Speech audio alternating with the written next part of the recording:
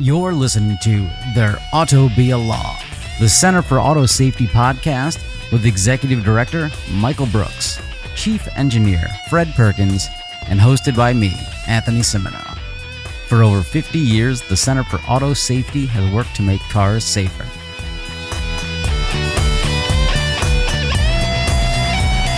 Welcome, everybody, to Tariff Day? What is it called?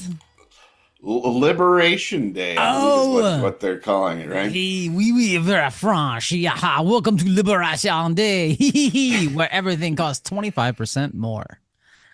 Yeah, today is apparently Liberation Day, and we're starting off with what this means for you, the auto buyer, from an article in the New York Times. I'm going to quote, "But whatever car makers decide, car buyers can expect to pay more for new and used vehicles.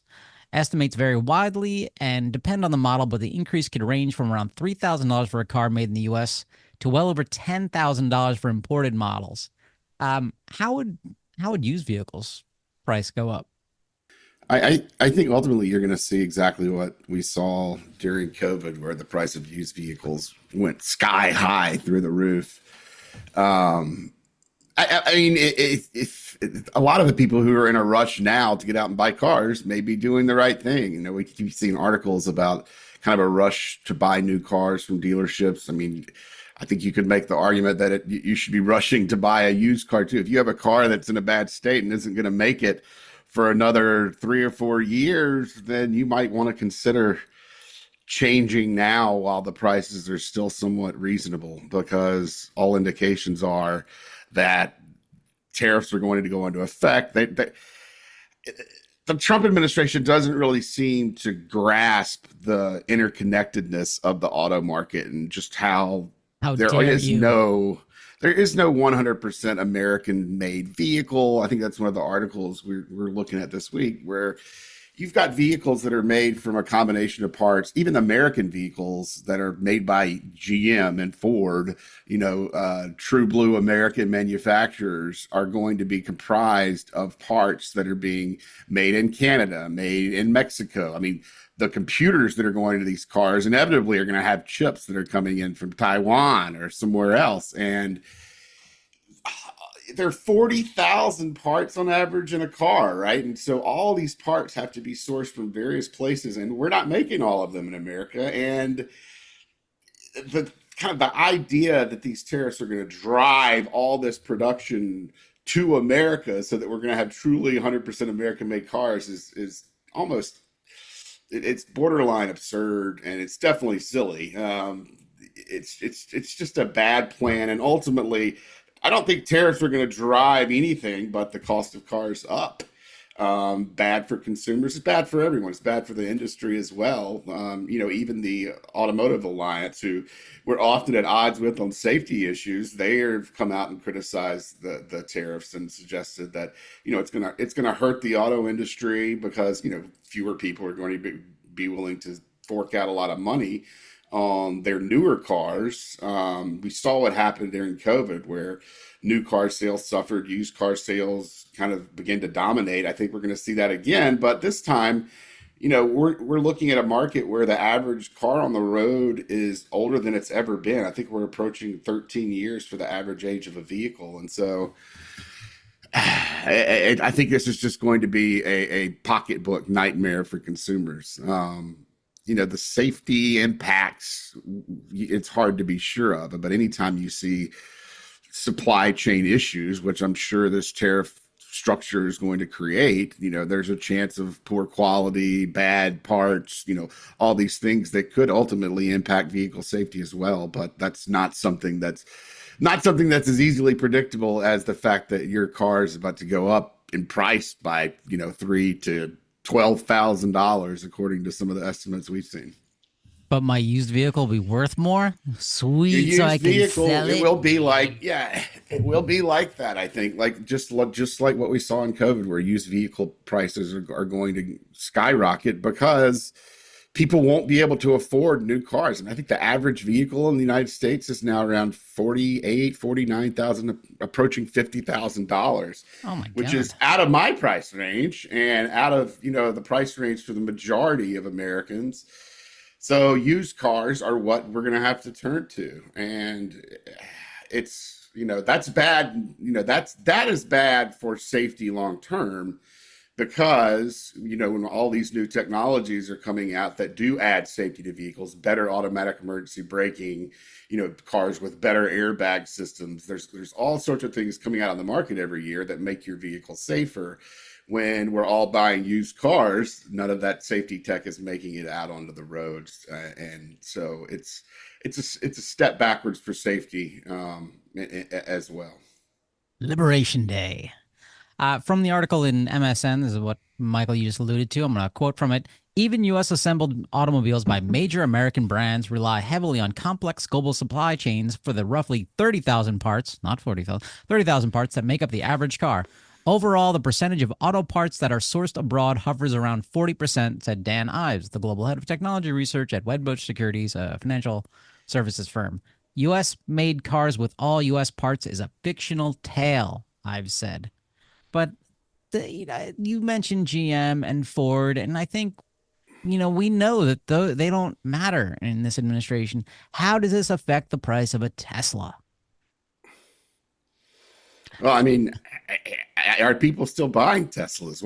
How is their market going? There's so much going on there that I just don't know. I mean, I know that in Canada a couple of weeks ago they found out that someone sold what, thousands of Teslas in a weekend or something. Apparently, apparently Tesla is trying to suck up all the money that Canada has put aside for electric vehicle rebates, and these dealerships somehow colluded to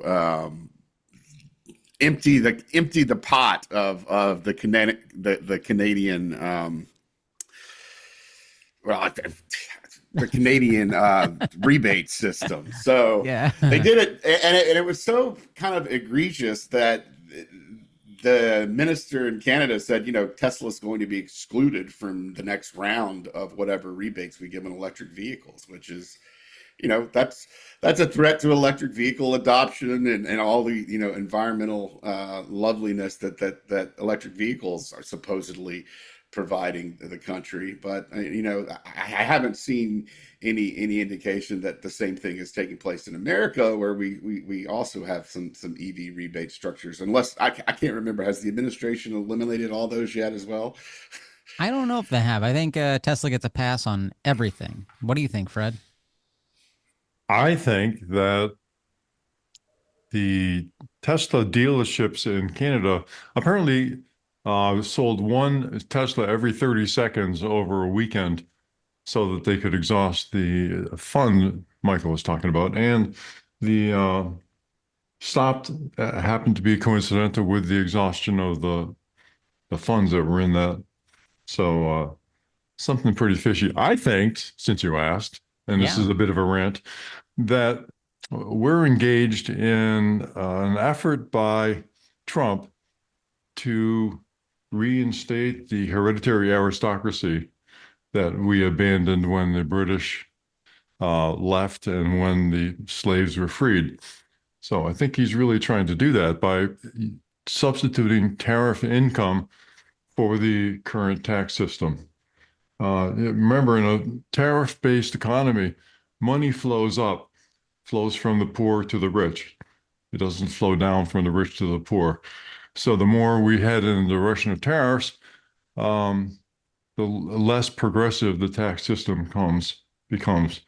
So that's what I think is going on here ultimately. And in the process, I believe that they're trying to create as much chaos as possible because that's an old sales technique, right? You have to convince somebody that there's a reason to take action in order for somebody to buy something, right? And well, if you create chaos, widespread chaos, then you can say, well, I'm the only one who can see light out of this chaos. I'm the only one who can help you. So ultimately, I think that's what's going on. Creation of chaos that is irrelevant to any kind of economic incentive in order to allow Trump and his minions to restore hereditary aristocracy in America. I mean, how else can you interpret Musk being allowed to accumulate 200 some odd billion dollars essentially tax free? You know, end of rant. Sorry. End of rant, but possible beginning of your prison sentence. So if anyone would like to contribute to Fred's commissary account, go to autosafety.org, click on the donate button, and we'll make sure that Fred gets all the Pop Tarts he could possibly need. That's a great segue. Thank you. It's at current amount of 0. So we were talking about this Canadian import thing last week. Friend of the show and guest George Iney mentioned this and brought this up, and apparently the New York Times reporters listened to our show because they wrote an article about it this week. I was talking about how, according to Tesla, what they did is 4 Tesla-owned dealerships reported to the Canadian government that they sold an astonishing 8,653 cars during a single weekend in January, enough to qualify for 43 million Canadian dollars, about $30 million in real money, worth of government subsidies under our program just before it expires. Now the Canadian government wants to know exactly how the hell they pulled this scam, because all 4 of those dealers, as Fred said, would have to sell a car every 30 seconds, and the dealerships would have to be open for 24 hours a day from January 10th to January 12th. The new Canadian Prime Minister is froze those payments, and he said, I also don't want to be part of the United States. Go Leafs. So yeah, this is going to be an interesting little investigation, and as just a scam, and then just more of Tesla's built on the backs of the taxpayers, and apparently everywhere. Well, excuse me. I was going to say that, but I lost the thought for a second, that this 12-year limit and the concentration on used cars has got real safety issues attached to it. Don't forget, if the average age is 12 years, that means half of the cars are older than 12 years.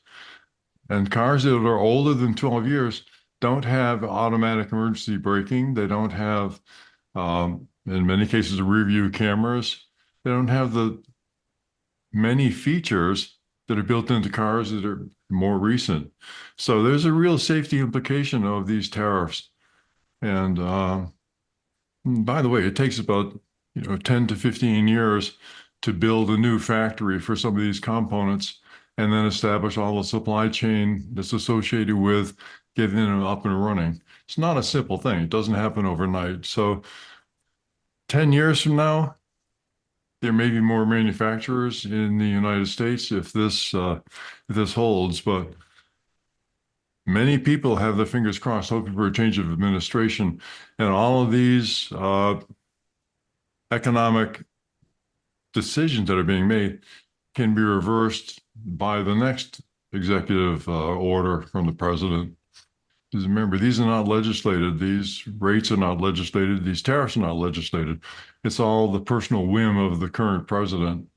So stand by. It's going to be a wild ride. Unfortunately, I just heard that donations to the Fred Perkins Freedom Fund are now considered treason. But go to autosafety.org and click on donate anyway. Speaking of why we can't criticize Tesla, Elon Musk is wanting to use the power of the U.S. government to stifle anyone who criticizes him and his fake chin and his hair plugs. Quoting from him on a Fox News interview, this is Elon's words, and the president's made it clear we're going to go after them. The ones providing the money, the ones pushing the lies and propaganda. We're going after them. If anyone would like to contribute to my commissary account. Well, I mean, here's the thing with that. I mean, this is a good one and something, I'm considering. Maybe I'll make this my gaslight of the week, right? Who is the one human being on earth who has lied about Tesla more than anyone else? Elon. I mean, he's been lying for years about Tesla's capabilities in autonomy, full self-driving, autopilot.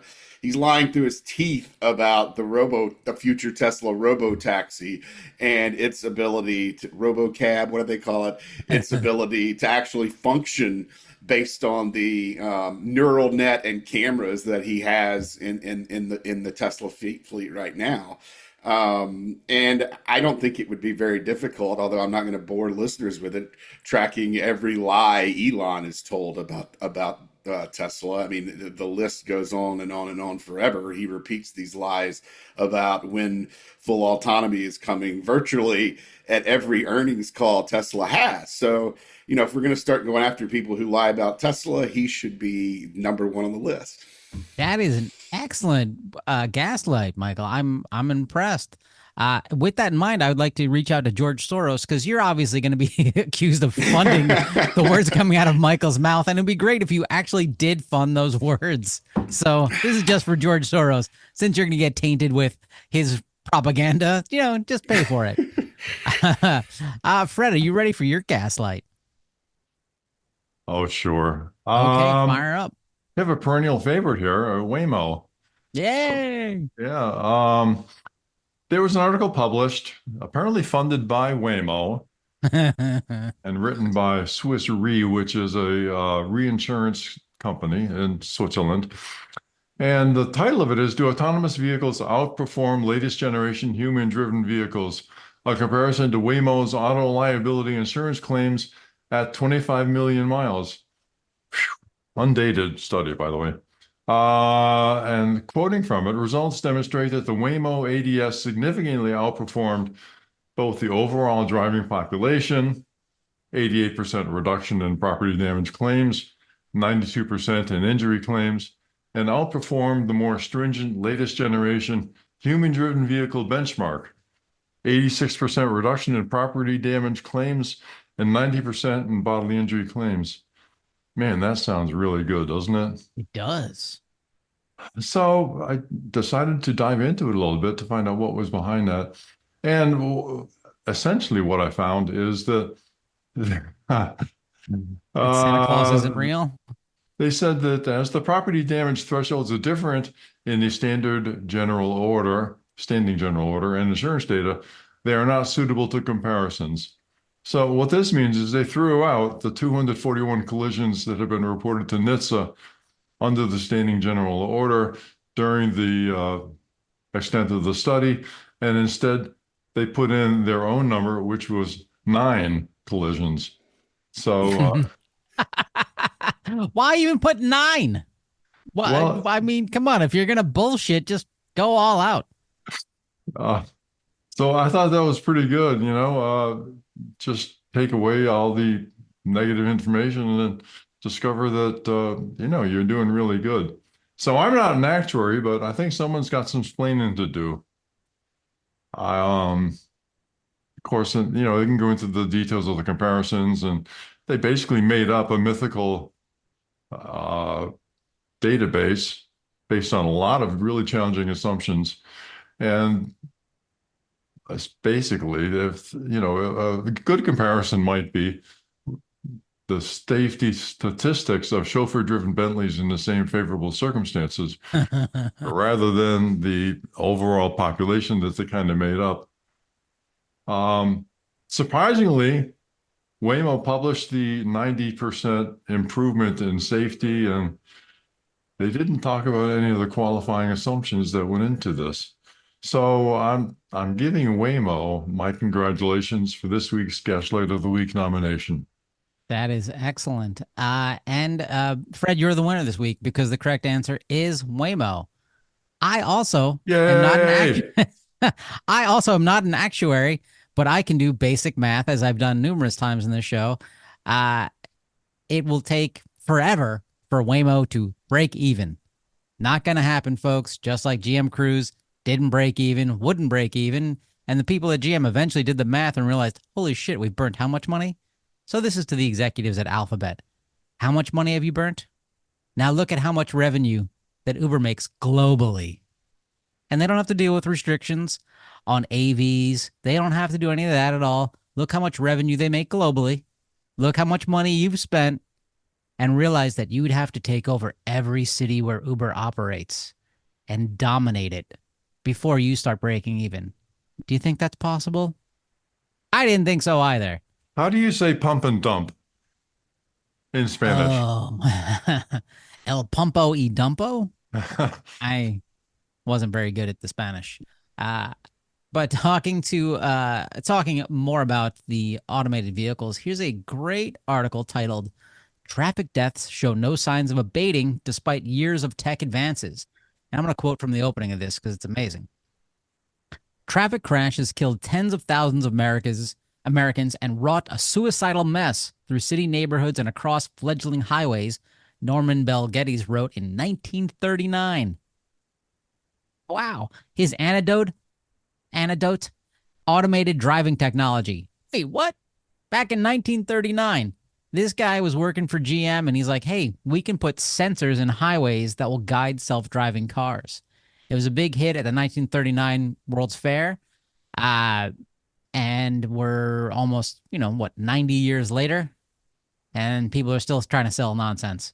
But I liked his approach where you're actually doing kind of a V2X thing, and the vehicles are talking to the infrastructure as opposed to today's where it's just like, let's just go. Let's just see what happens here. Michael, I know you have some thoughts about this. Well, before Michael, let me Oh, just sorry. ask, was this written before or after the FCC took away all of the bandwidth that was associated with vehicle-to-vehicle communications? This would be after. The date on this is March 24th, 2025. This is, what is the publication this is in? Because I'm It's looking. Automotive News. This is Is, part of their 100th anniversary yeah, celebration. And they're looking at this issue, yeah. and it's kind of what we've yes, in 1939 they were talking about automated vehicle technology. I mean, obviously back then the systems they were talking about probably aren't nearly as advanced as what we talk about when we look at Waymo.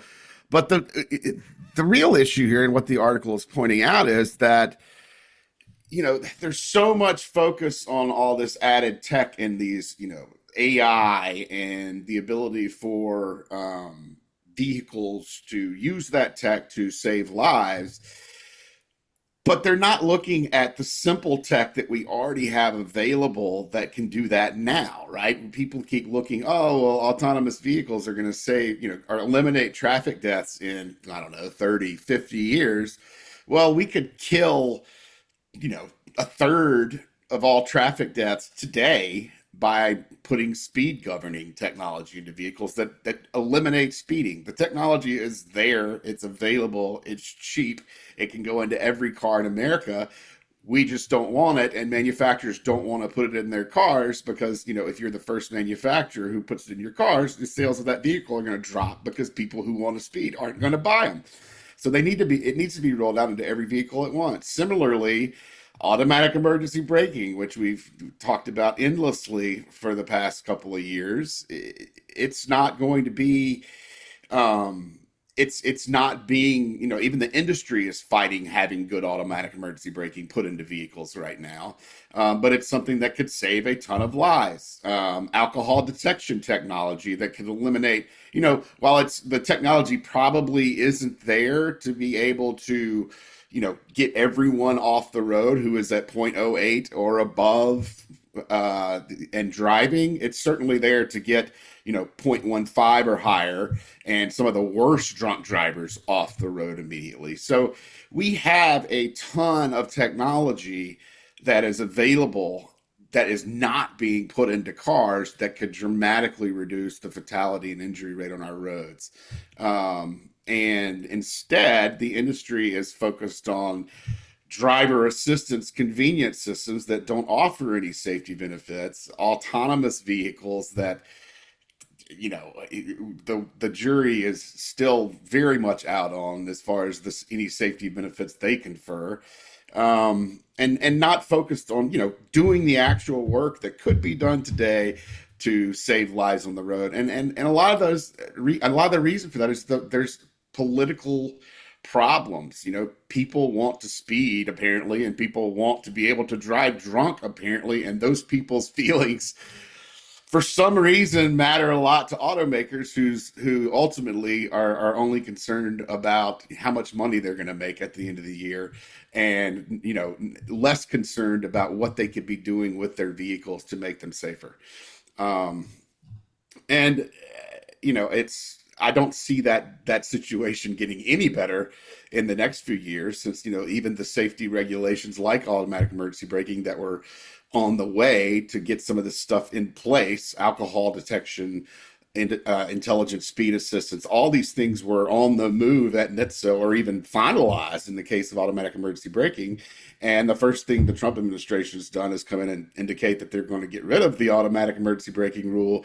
And I can assure you they're not going to be pursuing regulations for intelligent speed assistance or alcohol detection technology. So, we have the ability to do it right now and to drastically reduce the problems we're seeing on our roads, but it's just not happening, and it's somewhat inexplicable from a safety perspective, when we've got 40 some odd thousand people dying on the roads every year, that we're not willing to take those steps.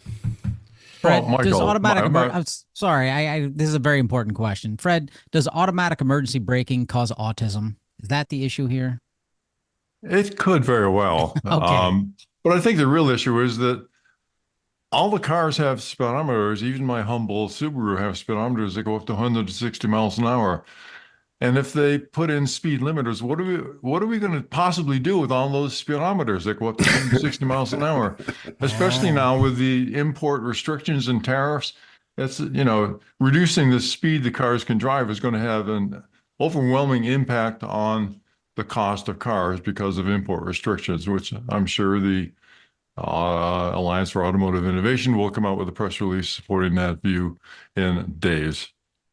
Okay, so we're gonna have smaller speedometers, and we can get rid of that whole RPM thing because I don't know what the hell that's about. And then we can use that space for advertising. What do you I think think, guys? that's a good plan. Yeah. All right. Good. All right. That was stupid. I'm sorry for wasting your time. But we all know that autonomous vehicles are going to save lives, right, Fred? You know this. In the future, everything will be better. Great. Absolutely. Welcome to the future. There's a company out in China called Xiaomi. I think they used to sell cell phones, but now they also make autonomous vehicles. And this is an article we're linking to from Yahoo News. A disclosure from the company earlier on Tuesday said initial information showed the car was in the Navigate on Autopilot Intelligent Assisted Driving mode. Holy crap, that's what they named it? Before the accident. That's autopilot, basically. Yeah. Before the accident was moving at 72 miles per hour.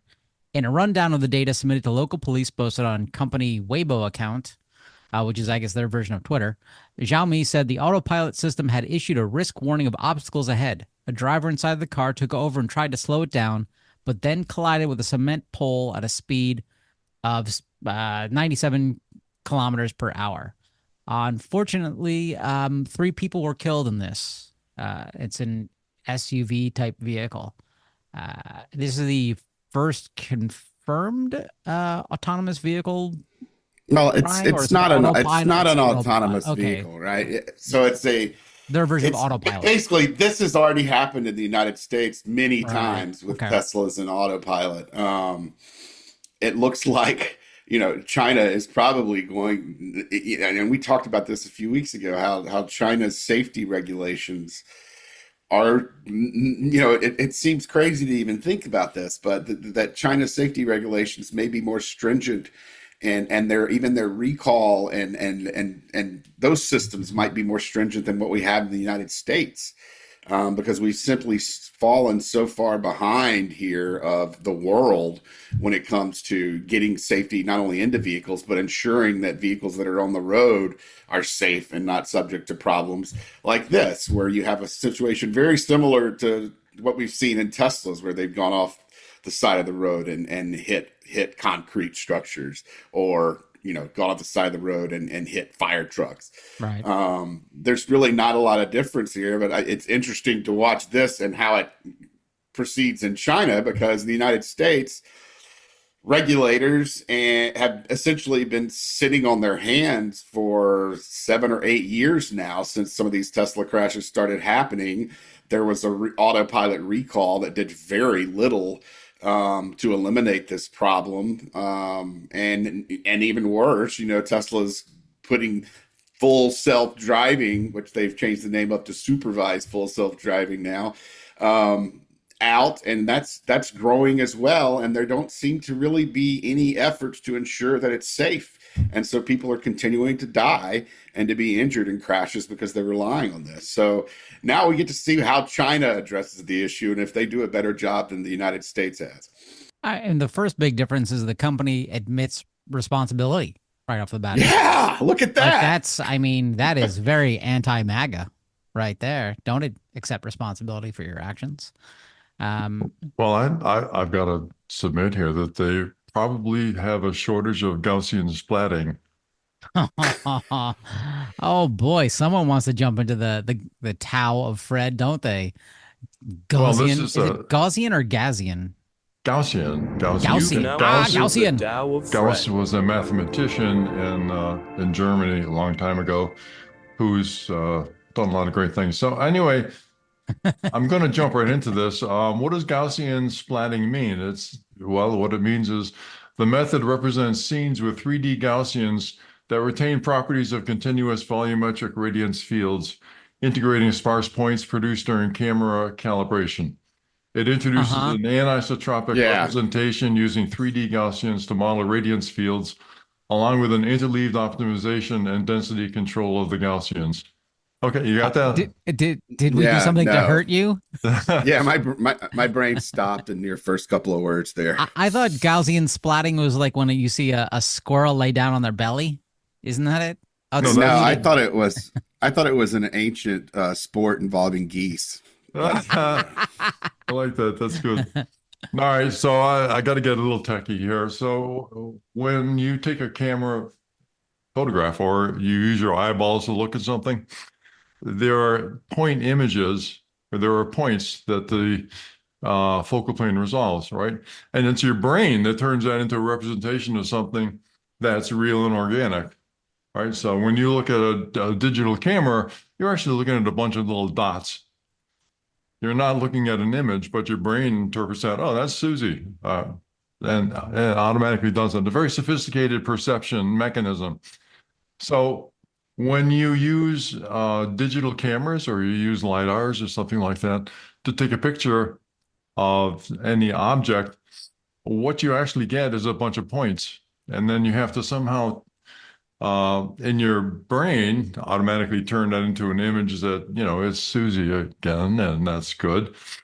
But if you're trying to drive a car and all you got is a bunch of points, which points are important for the car? So what happens is the computer takes this, what's called a point cloud, which is just this bunch of data, and it turns it into a representation of a solid object. So it basically pastes little triangles, generally speaking, between the points and says, beyond this, there'll be demons. You cannot go past this little triangle I just created from these several points. Sometimes they use something called a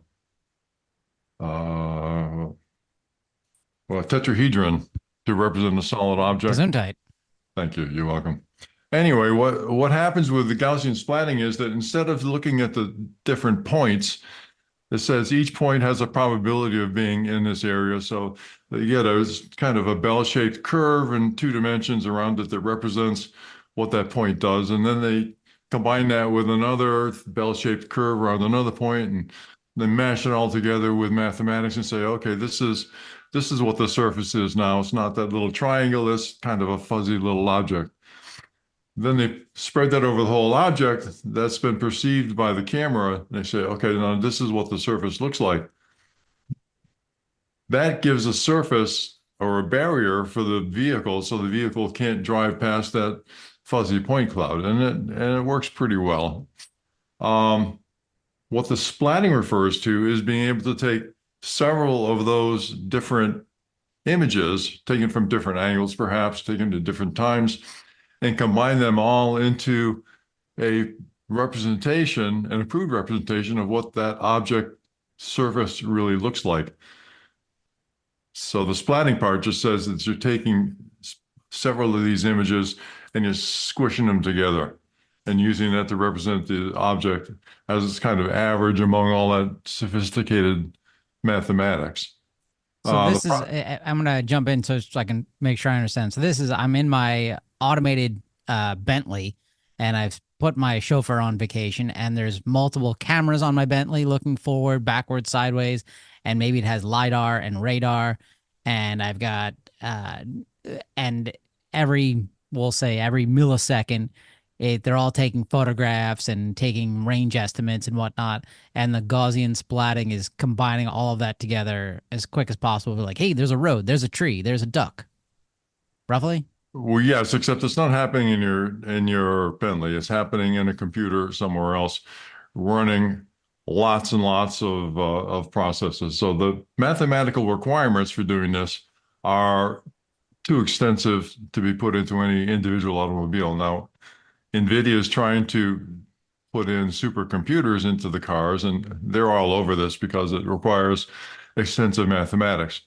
But where we've seen it right now is its use in simulations.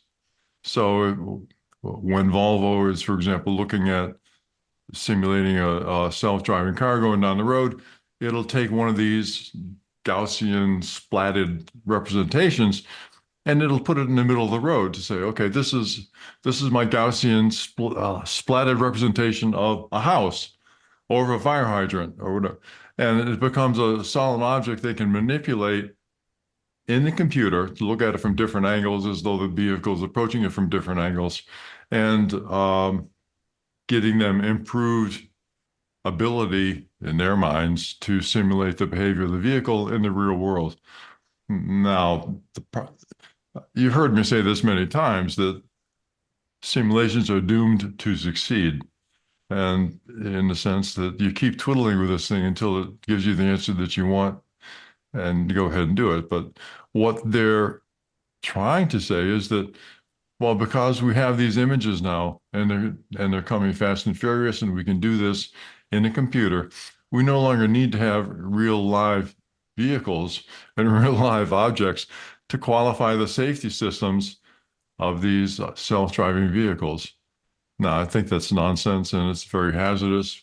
But so this is being offered as another way of streamlining the qualification and validation process for the self-driving vehicles. And it's in Sweden, so it must be good, right? That's where they're doing this. But anyway, that's what the Gaussian splatting is all about. It's just a way of making an improved representation of a physical object using point clouds generated by either cameras or lidars. Is that confusing enough, or shall I dive in further? No, no. No, I mean that makes sense. I mean, essentially, Volvo and NVIDIA have joined together on this project, and they're essentially saying that, we can turn using Gaussian splatting, we can take all of the data points we have and use that in simulation and discover edge cases that are going to ultimately make our cars safer. Right. Now, who knows? So many people are saying so many different things about the future of safety and autonomy that it's hard to know who's real and who's not. Volvo is long respected as a leader in safety in automobiles, so maybe they've got something here, or maybe they're just jumping into the world of autonomy feet first and making claims that are somewhat unprovable at this point to attract the attention of buyers and other people. Who knows, really? Well, then it's important for people to remember that all AI is, in a sense, bullshit in terms of Harry Frankfurt. Okay, it is irrelevant to truth. It's just a representation that looks kind of truthy, and and the truthiness. So you could say that the edge cases they're creating here may be edge cases that exist in the simulation, but may not even exist in reality, or something like that. I mean, that's certainly that's right, possible, right? And the fact that they can generate these things doesn't mean that they can generate images comprehensive enough to represent real life driving safety and real life driving circumstances, even when they're trying to limit it to just certain edge cases. So it's very hazy. It sounds convincing. It can generate really lovely images that you can put on a computer. It really looks convincing. It's truthiness at its best. That's pretty good. It sounds like my old dating profile. Um, it's speaking of truthiness at its best. Let's talk Aurora. You guys remember Aurora? It's a self-driving truck company. By truck, I mean 18 wheelers hauling the big rigs. Well, they've been testing out in Texas, I believe, for the last couple of years, but they've had safety drivers on board, right? And Yep. now, from govtech.com, quoting Amy Witherite, founder of the Witherite Law Group and a traffic safety expert in Texas, said that although she applauds Aurora's efforts, she's still concerned about the report's lack of specific details about how often or under what circumstances the company's automation had failed or required human intervention. With literally billions of dollars at stake, it is fair to ask whether companies who will potentially profit from this technology should be the ones who decide whether it is safe to put on our highways. So is this another case of these companies saying, hey, I invented something. I'll regulate myself. Thank you very much. Bye. That's another freedom hater. Oh, yeah. Boy. Uh, so Aurora, are they, Michael, are they trying to get rid of their safety drivers? Yeah, apparently they're going to do that this month. They haven't Oh, been clear about the exact date, but they're going to have operations between Dallas and Houston um, in April, and they've been saying April for many months now. So apparently that's in their plan. They apparently they haven't finished their safety case, which is essentially what something that I think we advocate for. We're not sure exactly what Aurora's safety case framework looks like and how they're making it, because they're not giving the public full access to that. They are publishing, a essentially some sort of safety report that kind of at a high level describes their activities, but none of us will ever get to see what's really underneath that, because that's protected as a trade secret, I'm sure. And so ultimately, like every other driverless company, we're simply going to have to trust them when driving between Houston and Dallas starting at some point this month. In these massive, the highways, yes, are safer per mile than, city roads and connector roads and all sorts of other areas. But, these are also trucks that weigh many, many thousands of pounds. And when something goes wrong, it goes very badly wrong in moments. And so we're nervous about the possibility of a completely driverless 18 wheelers. And if I was driving on the highway between Dallas and Houston in the next few months, I'd probably be nervous as well. But I'd also be kind of intrigued to see one of these things drive past. yeah. I'm more concerned about how this will affect country music because a lot of songs are written about I was hauling something all night. Now it's going to be bleep blop bloop bloop blop. Is that it? Am I being a little too flippant today? Maybe I was thinking more like Smokey and the Bandit reference might be better off there, but who Oh, knows? yeah. Hauling green Just, beans. just a grim reminder to folks Oh that no. a heavy truck going at 70 miles an hour has the same destructive potential as a Hellfire missile fired from 20,000 feet into a building. You've seen a lot of that, results of that in Gaza and similar places. So this is, it's not a truck, folks. It's a safety hazard. Oh my God. If you live in the Dallas Houston area and you want to tell us how often you have to change your underwear, write in at contact@autosafety.org. Yeah, I mean, I'm fascinated to see how this goes. I still don't understand how it saves money necessarily in terms of getting things on and off the highway to depots. I think it's wishful economic thinking again, but hey, I'm a cynic and not an actuary, right? Right. Uh, hey, there's a female crash dummies to be used in car safety tests under Katie Britt Bill. U.S. Senator, Republican from Alabama, is the co signer of the She Develops Regulations and Vehicle Equality and Safety Act. Adorable. The She Drives Act. I'm saying it's adorable because the way they name things is just, I mean, she should work for an auto company. This is put forth in saying, hey, it's a let's update our crash testing dummies, as we've talked about before, so they cover a larger range of people instead of right now where it only covers a range of what, a 5'10" male who weighs 170 pounds. Did I get that right? Pretty close. Yep, Ballpark? Yeah. ballpark. And as we've pointed out, I don't qualify for that, nor does Mr. Perkins. And I so, may have met somebody like that once, but I can't identify anybody like that right now. right. Well, so this is a very good thing. I don't know how the other members of her political party will take to this, uh, but this is good. I mean, because according to NHTSA data, 1,300 women die every year who would have otherwise lived if female death and injury rates were comparable to that of males. Uh, Cars are not designed, unfortunately, to protect people who are not 5'10", 170 pounds. It's surprising, but it's true.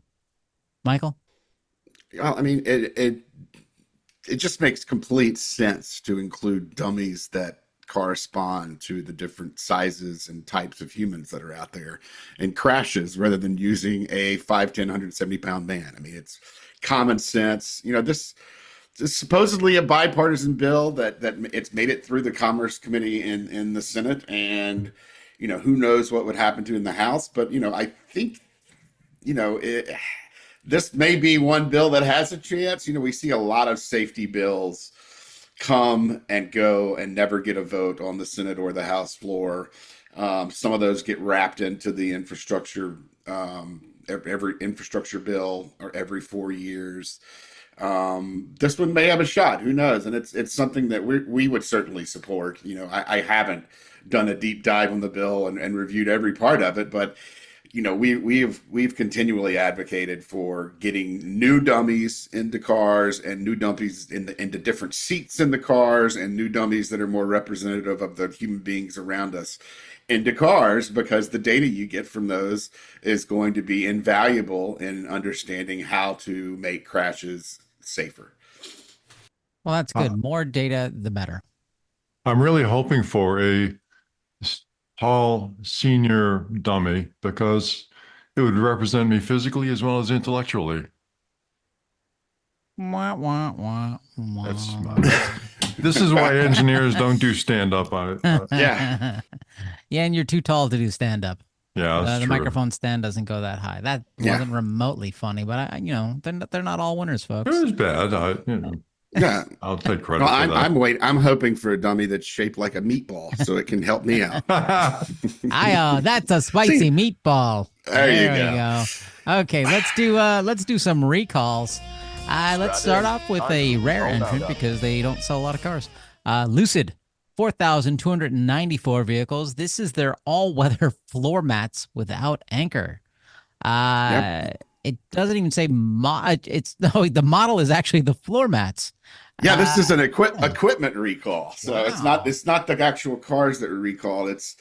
They basically have these all-weather floor mats that they're selling as basically replacement equipment would be the technical term. But you walk into your dealer or online at Lucid, I suppose. I'm not sure how many actual dealerships they have. And you buy, a cooler looking floor mat. Well, these don't have anchors on them, and so they can slide up and interfere with your operation of your accelerator pedal. And I'm not sure if they have um, had any crashes related to this, but they had a Lucid sales associate driving a Lucid vehicle with these floor mats in it, and he determined or he suspected that the accelerator pedal was stuck. And even though they weren't able to reproduce that, they took a look at it, put their product safety working group in it, and they found that this could happen. So this is very similar to what we've seen a number of recalls over the years with bad floor mats. I think Toyota, sudden acceleration, there were some recalls around the floor mats in those vehicles, and it's something that comes up occasionally. I mean, I recommend to everyone, when you're buying floor mats, make sure that they're anchored, because if your floor mat can move around, there's always a potential for a problem and interference with your accelerator. So it's kind of a good thing from Lucid. Lucid hasn't always been on our good list over here, but for some of the things that they've done. But this looks like a recall that they moved on pretty quickly and got done, and it hopefully will hopefully they'll be able to track down everyone who's purchased these floor mats. That's always a problem when you don't have a consumer that's attached to a car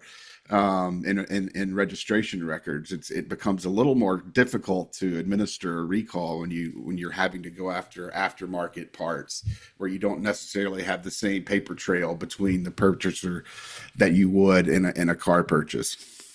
What are anchors? Because I mean, I'm just thinking my floor mats. They just got on the underside. They've got like little spiky things that kind of dig into the carpeting. Yeah, that could be one way of anchoring Okay. it. But in my Volkswagen, each of the four corners or so of the floor mat have a what looks kind of like a snap or a button where you Ah. physically attach the floor mat to the floor of your vehicle. Huh. And I have a floor mat that I've had cars with floor mats that continually slide up under the accelerator pedal. That gets, that seems very concerning, and it's something that everyone should check when they're getting into their cars. Yes, Floor mat position. and we know this is a big trend on TikTok. Stop buttering the underside of your floor mats. It's the trend is run out. It was fun for a little bit, not anymore.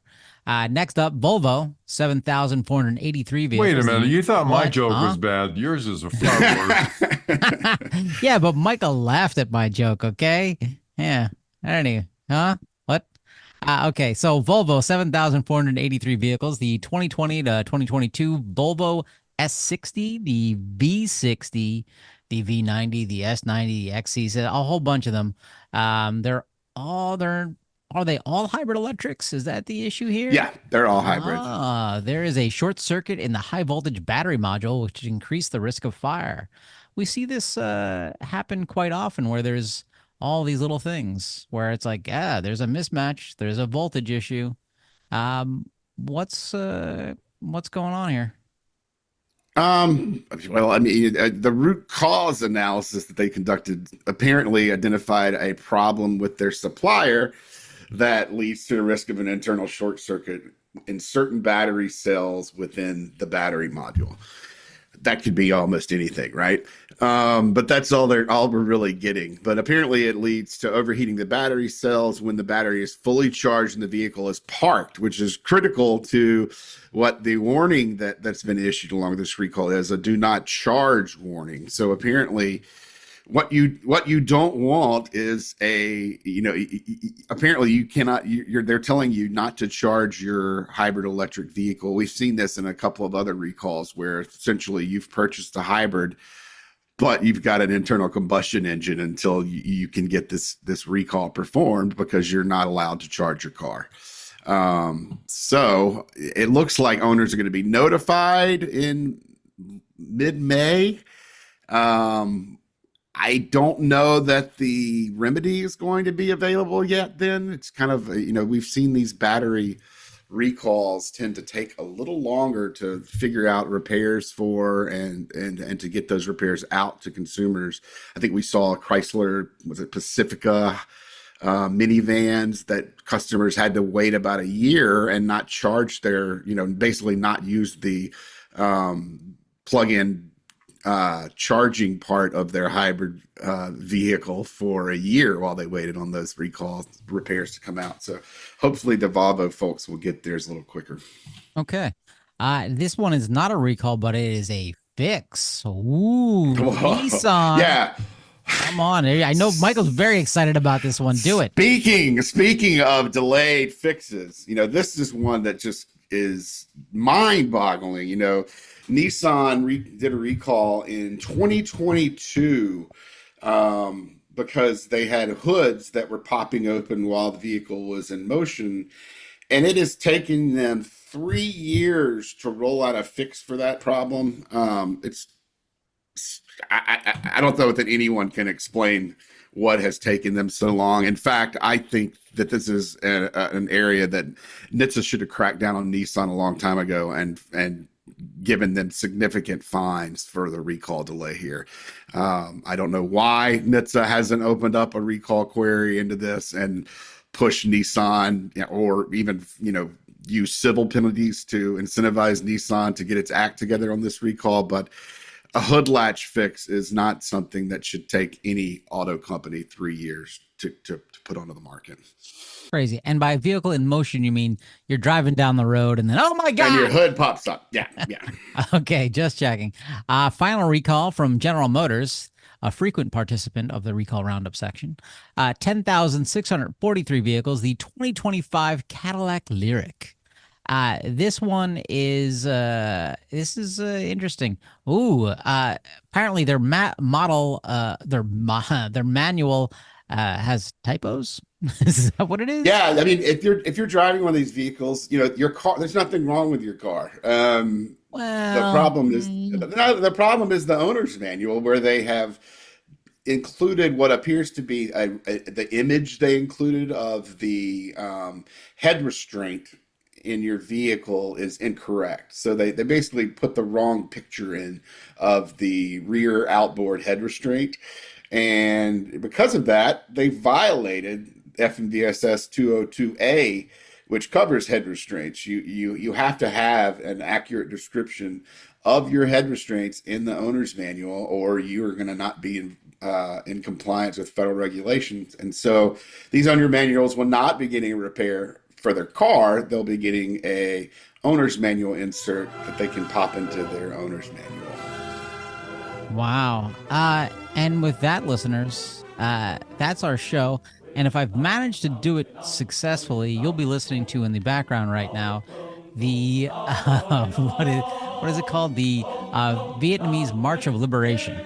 Because in honor of Liberation Day, we're playing the March of Liberation by Lu Nguyen and Long Hung of North Vietnam from 1966. Because it's Liberation Day, folks. Wow. I can't wait to hear it. It sounds wonderful. I really hope I can figure this out. There might be dragons indeed. All right. Thanks, everybody. Till next week. Bye. Thank you. Bye-bye. For more information, visit www.autosafety.org.